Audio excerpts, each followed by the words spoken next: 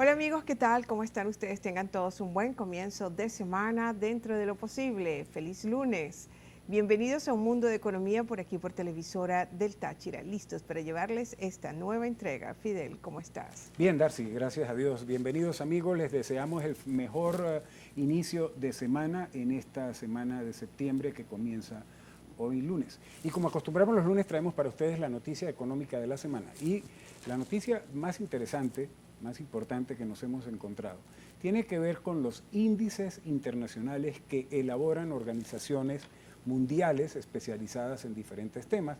Se ha publicado el Índice de Libertad Económica Global y Venezuela, por supuesto, aparece en el índice conservando el último lugar en el Índice de Libertad Económica. ¿Qué significa ello, ¿Qué Darcy? significa eso? Y es por quinta vez que aparece Por en eso, esa posición, continuadamente. sí, tan desfavorable.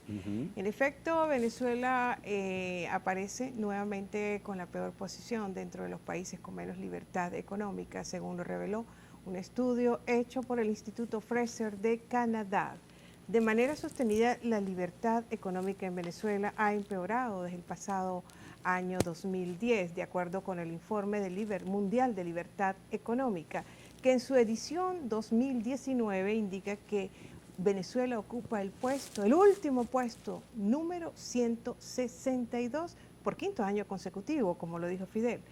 Entre los últimos lugares están a Venezuela, le preceden Irak, la República del Congo, Egipto, Siria, Angola, Algeria, Sudán y Libia. La mayoría africanos. Sí, la mayoría africanos, exactamente, países quintomundianos, porque realmente ya aquí en Venezuela no podemos hablar que somos un país del tercer mundo. Así es. Y 5 aspectos que se toman en consideración para evaluar la posición de un país si tiene o no libertades económicas, que son el tamaño del gobierno, el sistema legal, los derechos de propiedad, existencia de una moneda sana, libre comercio internacional y regulaciones crediticias, laborales y empresariales. Brevemente les voy a leer las cifras que reportó la evaluación respecto a Venezuela en estos 5 factores. El tamaño de gobierno alcanzó 4,58 sobre el valor de 10. Sistema legal, independencia del Poder Judicial y derechos de propiedad, 1,98. Moneda sana, 0,69. Repito, esto es sobre la escala de 10. Libertad de comercio internacional, 3,18. Y regulación crediticia, laboral y de actividad empresarial, 2,49. La peor evaluación es la de la moneda sana, Fidel, Sí, la más baja. que es 0,69. ¿Qué nos queda? Bueno, y esto es para tomar en consideración porque son datos que desarrolla, que compara de acuerdo con una metodología libremente aceptada por el mundo, precisamente para poder establecer esas relaciones entre diferentes países. Destaca en este informe, en estos resultados del Índice Mundial de Libertad Económica, que en América Latina, por cierto, el primer puesto lo ocupa Chile, no es sorpresa. Por supuesto. Lo siguen Panamá, Guatemala, Perú y Costa Rica, mientras que Venezuela es acompañado, digamos, por las peores posiciones en el continente latinoamericano por Argentina, Bolivia, Brasil y Ecuador. Pero Venezuela, por supuesto, está en el último lugar de América y en el último lugar del mundo. A nivel mundial, los 2 primeros lugares, esto llama la atención, los desempeños los ocupa Hong Kong y Singapur, 2 países del área oriental y del Asia Menor, que tienen las 2 posiciones con puntajes casi perfectos de 8,91 Hong Kong y 8,71 de 10, el caso de Singapur. También vale la pena resaltar que los Estados Unidos aparece desde el año 2017 para acá, ocupando una de las primeras 5 posiciones en el mundo. Eso es interesante, recuperando, por cierto, posiciones interesantes. Japón está en la posición 17, Alemania en el número 20, Italia en el 46, Francia en el 50, México en el 76, Rusia número 85, India 79, China en el número 113, no destaca mucho en cuanto a libertad económica, sí, bueno, ¿no? Y Brasil en el puesto 120. Llama la atención estos datos. Y muchísimo, Fidel, y es de comprenderse, dada la contracción que ha tenido la economía venezolana. Nada más en 2018, el Banco Central el año pasado reconoció que, bueno, la caída del Producto Interno Bruto ha sido de 55% de 2013 hasta el 2018. Hay una proyección por parte del Fondo Monetario Internacional que para este año, solo este año, la caída económica o la contracción económica será de 35,2%. O sea, tú. todo está a la vista. Todo eso está ahí marcado e indicado allí. Vamos. Vale la pena resaltar algo. Este indicador es de visión, es visible para los inversionistas, lo primero que miran los inversionistas. Vamos ahora a una reflexión, porque la reflexión siempre es necesaria.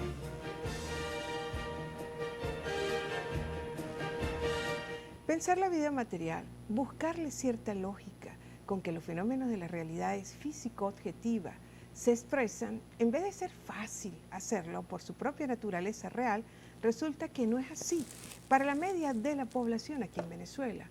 Y no es así habida cuenta de que la población media tiene a su disposición recursos mágico-fantasiosos con los que de alguna manera pues explican los eventos que le acontecen derredor.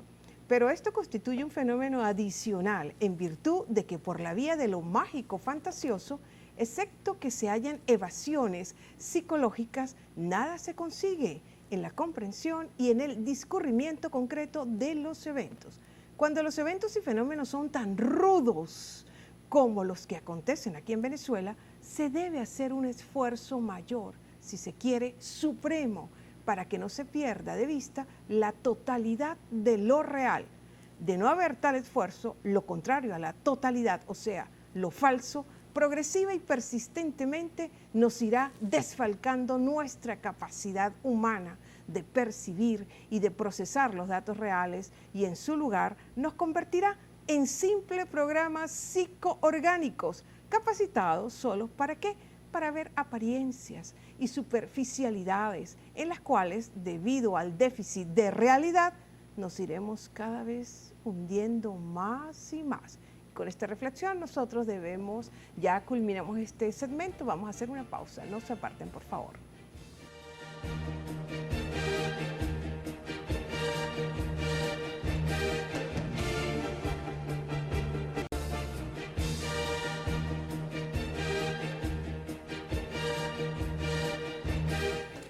Bien amigos, continuamos con más de Un Mundo de Economía acompañándolos en este mediodía de lunes. A continuación, vamos con nuestra sección del Diccionario Económico y Social. Traemos para ustedes como término el sector quinario de la economía. Traducido, el quinto sector de la economía. Vamos a hablar de ello. Esta sección.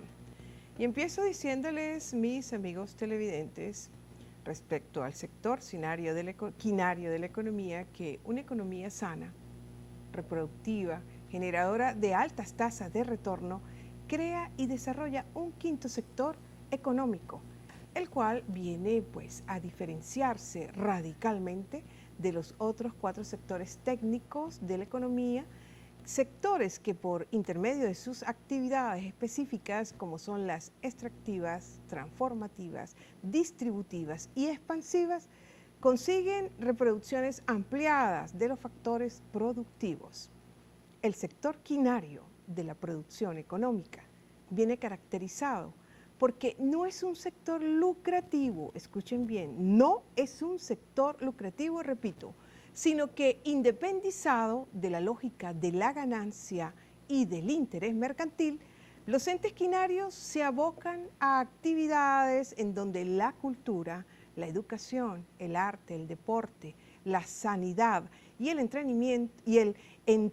entretenimiento bajo la concepción de la elevación del espíritu humano, no mediante el servicio, son puestas en práctica.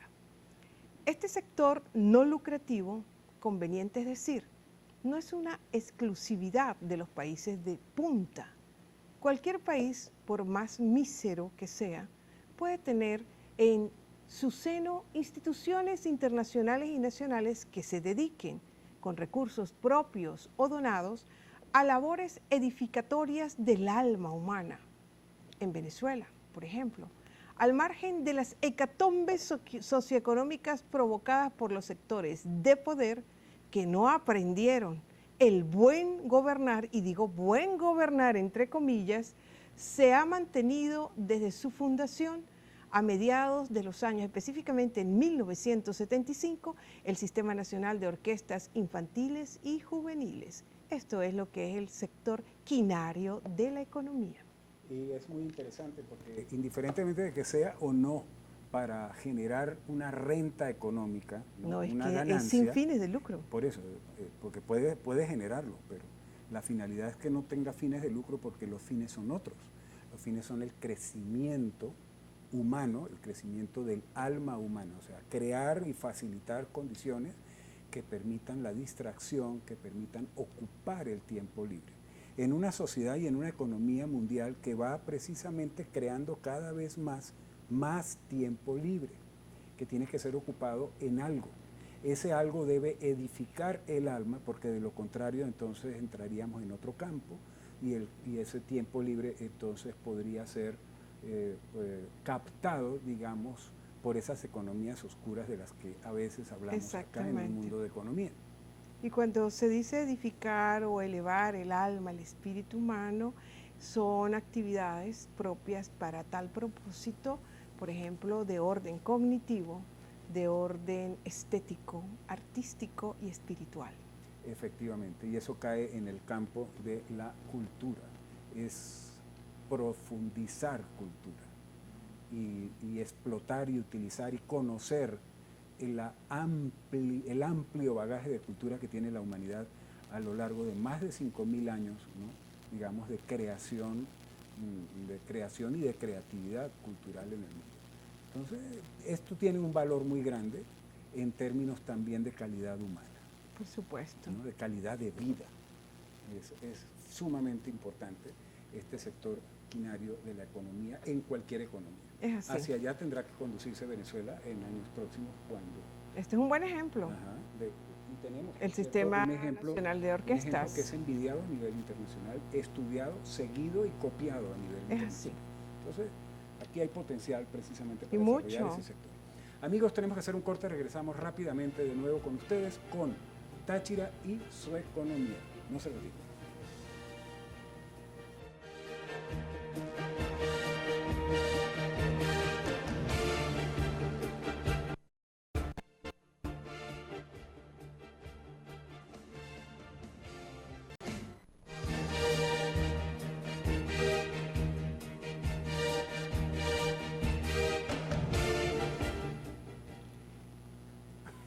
Bien amigos, continuamos con un mundo de economía. En este momento vamos a nuestra sección de Táchira y su economía. ¿Cuál es el tema que tenemos? Bueno, el tema que hoy el sistema, a través del Sistema Educativo Nacional y por supuesto Táchira, da inicio al nuevo periodo escolar 2020-2021, pero que en condiciones de altísima precariedad, por no decir de miseria. Sí, efectivamente, en esos términos que tú lo pones... No estamos exagerando, Darcy, Fidel. no es exageración. Así, más o menos en esos términos lo presenta el presidente de la Federación Venezolana de Maestros, la FBM, como se le conoce, el doctor Orlando Alzurú Mendoza. Indica, por cierto, Alzurú, e indica a la Federación Venezolana de Maestros que hoy, en este día, 16 de septiembre, que inicia el año escolar en el estado Táchira y por extensión en todo el territorio venezolano, esto se da en medio de una situación sumamente precaria en todos los órdenes, puesto que, según plantea la Federación Venezolana de Maestros, durante el periodo vacacional, el sistema escolar, las instituciones, las instalaciones de las escuelas y liceos no fueron intervenidas para mantenimiento y reparación en ningún caso. De manera que tienen deterioro de instalaciones, filtraciones, problemas con los baños, la falta de agua también que está ocurriendo en muchos lugares, ¿no? De luz. Entonces puede crear y de hecho crea situaciones de orden de carácter ambiental, sanitario, que afectan el desempeño y la posibilidad de utilizar las instalaciones. Eso hablando de instalaciones. Pero la Federación Venezolana de Maestros acota o apunta a otros aspectos que también son muy delicados, que tienen que ver con la miseria de la que tú hablabas, Darcy. El tema salarial. Un maestro está ganando menos en Venezuela, menos de $2 mensuales al cambio hoy. Está en una situación mucho más precaria el maestro en este momento que la que tenía cuando terminó el año 2018-19, hace apenas mes y medio a 2 meses. Porque en estos últimos 2 meses ha ocurrido una hiperdevaluación del bolívar. Ha ocurrido una hiperdevaluación del bolívar que nos conduce a una situación muy delicada, porque esto provoca que el ingreso del maestro valga muchísimo menos hoy. Y cada día valdrá cada vez menos. Claro, en un contexto de inflación. Entonces, por ejemplo, un maestro en julio, 70%, hay que acotarlo según la Federación Venezolana de Maestros, 70% de los maestros utilizan el transporte colectivo. En julio un pasaje costaba 300 bolívares. En este momento cuesta 3.000 bolívares un pasaje. Y el maestro gana lo mismo en bolívares. En consecuencia, el sueldo del maestro hoy no le alcanza ni siquiera para pagar el transporte para ir a trabajar. ¿Cómo puede un maestro entonces ir a trabajar? ¿Qué motivación tiene? ¿Qué motivación? ¿Cómo sostiene a su familia? Eso por el lado de los maestros, y ahora por el lado de los alumnos, la situación de los padres y representantes para enviar a los niños. Es la misma, que es la que nosotros hemos tocado aquí. ¿Cuánto cuesta el kit, como lo llamamos nosotros, el kit escolar, de los útiles más los uniformes? Sí. Entre 30 y 50 salarios mínimos, Darcy. De eso no lo puede pagar muchas familias. Al punto que las escuelas, los directores de las escuelas y las direcciones de educación están instruyendo a padres y representantes y a las propias escuelas para que no exijan uniformes nuevos, ni útiles nuevos, ni toda la batería de útiles. Y si no tienen uniformes porque los niños crecieron y ya no les queda bueno, pues que vayan con la ropa que tengan. Hay que ajustarse a la miseria. Dios, no. Bueno, esa es la realidad. Muy triste, muy dura. Entonces, esto nos conduce necesariamente a hacer una reflexión. Vale, la situación económica, social y política que hay en el país hoy, en el momento, comparado con el momento de finalizar el año escolar del 2018 y 19, es diferente. La inflación de las últimas semanas, impulsada por la hiperdevaluación del bolívar, terminó de pulverizar y de acabar con el salario de los educadores, eliminando casi en su totalidad su poder adquisitivo. Porque ¿qué puede comprar con un salario el maestro? Ni un kilo de queso, ni un kilo de queso. Entonces, para graficar, veamos el ejemplo que les comentaba. El 70% de los docentes utilizan transporte público para ir a su centro educativo a laborar. En julio el pasaje costaba 300, hoy cuesta 3.000 bolívares, en el mejor de los casos, sin aumento salarial durante este periodo. No le alcanza el salario mensual al maestro ni para pagar el transporte. La misma situación repercute sobre padres y representantes y conlleva a mayor deserción escolar. Esto hay que tenerlo en cuenta. A esto hay que agregarle el costo del uniforme, útiles y demás enseres escolares que necesitan sus representados, que no lo pueden pagar, muchos.